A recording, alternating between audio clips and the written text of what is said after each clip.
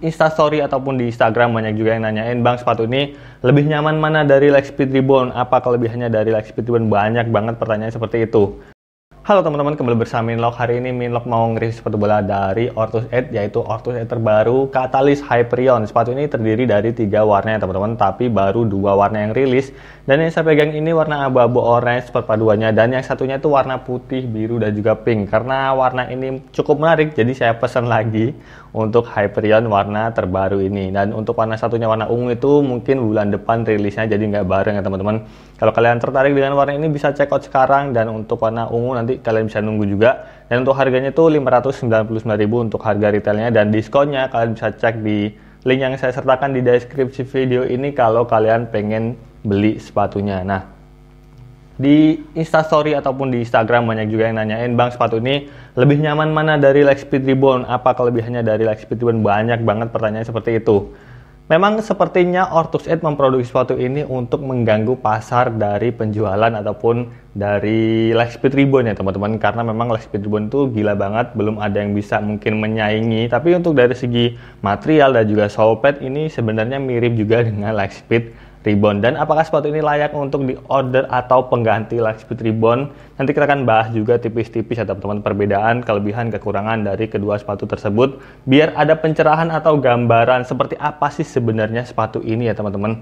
Nanti kita akan bahas juga, dan kita akan bahas soal material dan juga nanti mungkin fitmentnya seperti apa, bobotnya berapa gitu ya teman-teman. Apakah sepatu ini worth it? Simak video ini sampai selesai ya teman-teman. Nah, kita akan bahas soal dari sole padnya, karena ini sole pad terbaru dari Ortus 8 tapi dengan teknologi yang sama, hanya saja bentuk studnya berbeda teman-teman. Dia menggunakan triangle stud yang juga mirip dengan Lightspeed Reborn, kita bisa sebutkan ataupun kita bisa langsung perbandingkan dengan Lightspeed Reborn teman-teman.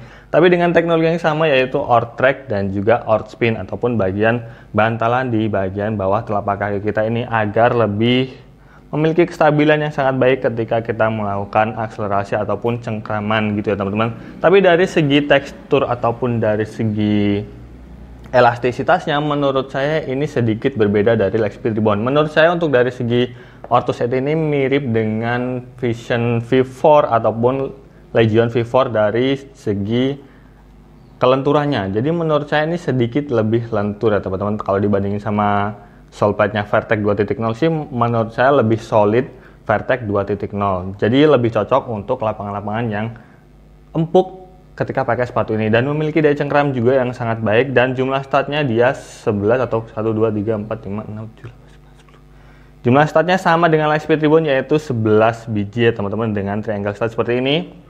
Ini oke banget untuk bagian sole padnya. Tapi kalau untuk lapangan yang keras saya belum nyobain sih, karena untuk saat ini udah musim hujan ya teman-teman, jadi jarang ketemu lapangan yang benar-benar keras ataupun yang tanah gitu. Rata-rata kalau hujan ya udah becek, kalau penuh tanah ya becek, kalau enggak ya rumputnya udah mulai tumbuh dan udah mulai lebat juga untuk bagian rumputnya. Nah, untuk lapisan material uppernya di sini memang sedikit berbeda, walaupun dengan material upper yang sama, yaitu microfiber sintetik. Untuk lapisan terluarnya, versi Hyperion ini terdapat tekstur-tekstur yang sedikit bergerigi ataupun agak kasar gitu, dan juga dia ada motif emboss segitiga di sini ya teman-teman. Jadi memberikan lebih kelihatan estetika dari sepatu ini. Walaupun dari segi colorway juga sebenarnya ini kembali lagi ke selera masing-masing. Ada yang suka, ada yang enggak. Tapi kalau untuk warna putih biru itu saya termasuk yang suka. Dan untuk logonya warna hitam seperti ini, dia logo penuh Ortus, sisi luar dan sisi dalam seperti ini ya teman-teman. Kemudian untuk lapisan upper terdalamnya ini juga mirip dengan Lightspeed Reborn ya teman-teman. Sama halnya seperti sepatu-sepatu bola yang lain juga, dia menggunakan material mesh, tapi dengan sedikit motif ataupun rongga meshnya itu sedikit lebih lebar daripada sepatu bola Lightspeed Reborn ataupun sepatu bola yang lainnya. Biasanya kan dia rapat untuk meshnya, sedangkan untuk versi Hyperion ini sedikit lebih ada rongganya seperti itu. Tapi sama-sama menggunakan material mesh ya, jadi lebih ringan dan lebih memiliki fit ataupun lebih keset di area upper bagian dalamnya seperti itu ya teman-teman. Nah, yang bedain adalah ini adalah ciri khas dari Ortus 8 menggunakan tong ataupun lidah satu layar dengan banyak lubang di bagian tangnya. Ini nggak cuma sekedar banyak lubang, tapi ada 2 lubang yang cukup besar di sini. Jadi saya akalin biar bisa jadi pengait agar talinya nggak gampang kegeser ketika kita pakai dalam jangka waktu yang panjang. Dan ini satu layar cukup tipis, jadi ini memberikan sentuhan ataupun estetika yang lebih keren menurut saya dan memiliki sirkulasi udara yang lebih banyak masuk. Tapi saat ini kan udah musim hujan ya teman-teman, jadi kalau bahasa itu cepet banget air masuk ke dalam sepatu, tapi aman aja karena dia menggunakan material sintetik, jadi tetap ringan walaupun kita pakai dalam kondisi hujan juga. Talinya ini juga tali yang menurut saya sangat-sangat biasa untuk harga sepatu bola 600 ribuan ataupun retail 599 ribu. Ini talinya udah biasa banget. Biasanya nggak pakai tali seperti ini sih Ortus, tapi nggak tahu kenapa dipasangin tali ini di sepatu ini, jadi kelihatan agak kurang menarik sedikit bagian talinya. Kemudian untuk bagian insole-nya, ini insole yang sama dengan Legion V4 ataupun Vision V4 ya teman-teman, dengan teknologi Earthshock, dan juga insole-nya seperti ini cukup tipis. Ini ada apa nih? Insole-nya cukup tipis dan memiliki grip yang cukup nyaman menurut saya, jadi ini adalah insole yang menjadi favorit saya juga. Dan untuk bagian insole boardnya seperti ini ya teman-teman, ini udah umum banget untuk sepatu bola, dia udah jahitan keliling dan ini menambah durability ataupun kekuatan dari upper dan juga outsole-nya seperti itu. Nah kemudian yang nggak kalah menarik adalah di bagian inner heel-nya. Nah bagian inner heel-nya dia empuk banget, nggak ada batalan yang keras, jadi ini meminimalisir blister ataupun lecet di bagian tumit kaki kalian. Ketika saya pakai sepatu ini juga nggak blister sama sekali dan aman banget. Jadi nggak perlu khawatir di bagian tumit kalian lecet atau apapun. Kemudian untuk bagian liningnya dia tipis seperti ini ya teman-teman. Walaupun tipis dia memiliki daya cengkram yang sangat baik dan memiliki look yang lebih bagus ketika kita pakai dan mencengkram dengan sangat baik di bagian pergelangan kaki kita. Ini adalah keunggulan dari sepatu ini menurut saya. Dari segi fitment itu benar-benar proper banget, ketika kita pakai itu benar-benar fit dan presisi dengan bentuk kaki kita seperti itu ya teman-teman. Jadi dari segi look itu udah enak banget dilihat, dan dari segi pemakaian juga fitnya nyaman dengan bentuk kaki saya yang slim. Nah sepatu ini sebenarnya cocok juga untuk tipe kaki lebar. Nanti kita akan bahas untuk soal fittingnya ya teman-teman. Nah kemudian kita bahas soal dari segi material uppernya tadi. Ini soft juga.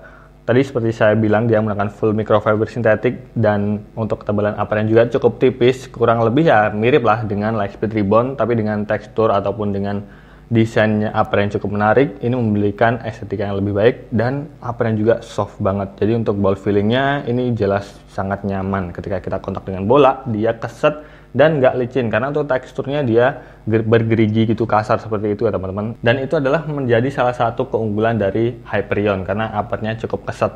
Kemudian kita akan bahas soal fittingnya. Nah bang, fittingnya gimana? Sepatu ini apakah cocok untuk tipe kaki lebar?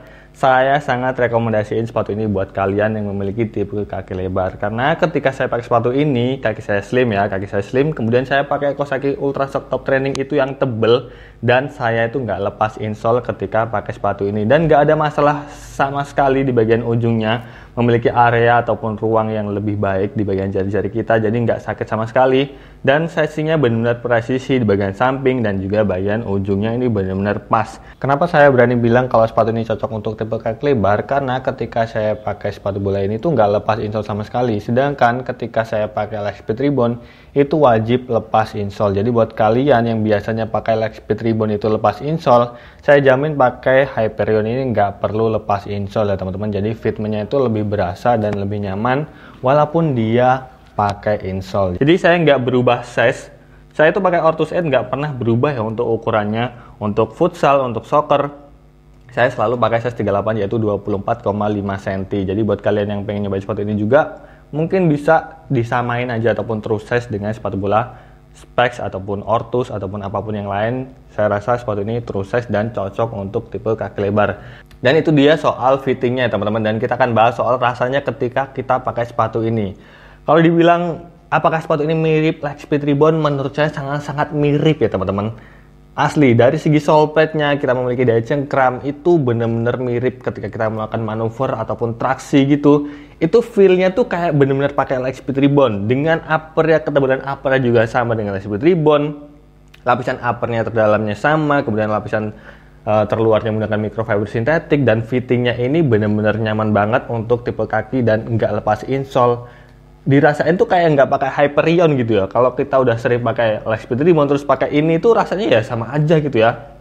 Hanya saja di bagian liningnya tadi seperti yang saya bilang, dia lebih tipis dari Lightspeed Rebound. Jadi menurut saya dari segi fitting di bagian pergelangan kaki ini jauh lebih baik daripada Lightspeed Rebound ketika ini nggak lepas insole gitu. Jadi benar-benar fitnya nyaman. Nah, kemudian dari segi bobotnya juga ini sedikit lebih ringan dari Lightspeed Reborn ya teman-teman. Ini size 38 beratnya 147 gram, sedangkan Lightspeed Reborn dengan size yang sama itu beratnya sekitar 153 gram. Mungkin sekitar 6 gram selisihnya, sedikit lebih ringan. Hyperion ini mungkin diakibatkan dari bagian tangnya dia banyak lubang-lubang, jadi memberikan kesannya lebih ringan ketika dipakai gitu ya teman-teman, ataupun ditimbang ini sedikit lebih ringan daripada Lightspeed Reborn. Tapi walaupun dipakai juga sebenarnya nggak terlalu jauh berbeda sih, karena biasanya kalau pakai Lightspeed Reborn itu kan lepas insole jadi ngurangin bobot juga, sedangkan Hyperion ini nggak perlu lepas insole. Ya kurang lebih dari segi bobot mirip, walaupun sedikit lebih ringan Hyperion ini. Kemudian dari segi durability gimana bang? Nah ini belum bisa jawab sepenuhnya teman-teman, karena saya juga pakai sepatu ini belum banyak, tapi saya pakai itu dalam kondisi hujan terus. Walaupun nggak ada videonya, tapi ya nggak mungkin juga kita bikin video dalam kondisi hujan, nanti kameranya juga rusak. Tapi saat ini udah tau lah banyak banget, ataupun udah masuk ke musim hujan, banyak lapangan-lapangan yang basah, walaupun nanti paginya hujan, sorenya itu pasti masih lembab ataupun masih tergenang. Dan itu sering banget saya pakai dalam kondisi seperti itu ya teman-teman, dan lemnya tuh masih aman banget. Tapi nggak tahu kedepannya sih, tapi kalau kita lihat pengalaman ketika pakai Legion ataupun pakai Vision, memang ada beberapa bagian yang udah kebuka sedikit, tapi itu nggak bikin sepatunya langsung jebol ya teman-teman. Itu hanya bagian-bagian sedikit yang terbuka gitu bagian lemnya. Jadi menurut saya masih oke lah ketika kita pakai dalam jangka waktu yang panjang. Kemudian ada nggak sih kekurangan dari sepatu ini? Menurut saya tetap ada ya teman-teman, terutama di bagian finishingnya. Kalau kalian bisa lihat secara detail dari dekat gitu, bagian lemnya itu agak kurang rapi ya teman-teman, jadi agak ada bleber-bleber ataupun dia nggak rapi gitu, jadi kelihatan kurang menarik dan menurut saya detailnya agak kurang. Kalau kita lihat secara jauh seperti ini sih masih aman sih, tapi kalau kalian bisa lihat detail ataupun nanti ketika kalian beli bisa dilihat bagian lemnya, memang dia nggak terlalu rapi ya teman-teman, jadi itu mungkin agak menjadi poin menurut saya yang harus diperbarui juga dari Ortus 8 seperti itu. Nah kesimpulannya, kalau kita bisa bandingin dengan Lightspeed Reborn, kelebihan dan kekurangan dari sepatu ini itu apa sih? Kita akan bahas di sini ya teman-teman. Kalau kelebihan dari sepatu ini menurut saya adalah dari segi bobotnya yang ringan, kemudian dari segi fitment yang cocok untuk tipe kaki lebar tanpa harus lepas insole, dan juga di bagian liningnya dia tipis, jadi memberikan fit yang lebih nyaman ataupun presisi menempel dengan pergelangan kaki kita, dan bagian inner heel-nya nggak bikin lecet ataupun nggak terlalu keras, tapi ini memiliki kuncian yang sangat baik. Kemudian daya cengkram yang sangat baik untuk bagian outsole-nya, jadi memiliki grip yang sangat baik ketika kita melakukan akselerasi. Itu adalah kelebihan dari sepatu ini. Kemudian dari kekurangannya menurut saya adalah untuk bagian sole pad-nya. Kalau kita pakai dalam kondisi lapangan keras, ini kemungkinan agak kurang nyaman karena dia terlalu lentur ataupun letoy seperti ini ya teman-teman.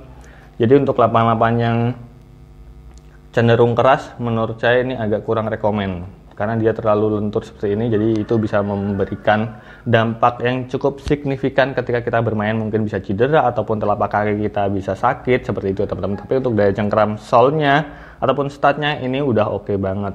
Dan pada akhirnya apakah sepatu ini worth it untuk diorder? Menurut saya sangat worth it ya teman-teman, walaupun dengan harga retail yang sama yaitu 599.000, tapi sepatu ini nggak digoreng untuk harganya, jadi kalian bisa dapetin di harga 470 sampai 500 ribuan. Dengan harga segitu, dengan material yang menurut saya sangat nyaman dan sepatunya juga ringan, fitmentnya cocok untuk tipe kaki lebar, sepatu ini benar-benar layak banget untuk kalian cobain. Walaupun ya mungkin pada akhirnya nggak bisa secara bersaing, kalau Lightspeed Reborn itu udah punya filosofi atau sejarah yang panjang, dan ini tuh hanya datang untuk mengganggu pasarnya aja sebenarnya. Jadi dari segi feel, rasa ini menurut saya sangat-sangat worth it untuk kalian cobain sih. Dan mungkin itu aja sedikit review saya tentang sepatu ini. Semoga bermanfaat. Kalau ada yang kurang silahkan tulis di kolom komentar. Kalau ada pertanyaan apapun silahkan tulis di kolom komentar ya teman-teman. Kalau kalian ada request sepatu apa yang harus kita review, silahkan juga tulis di kolom komentar. Dan terima kasih sudah nonton video ini. Sampai jumpa di video selanjutnya.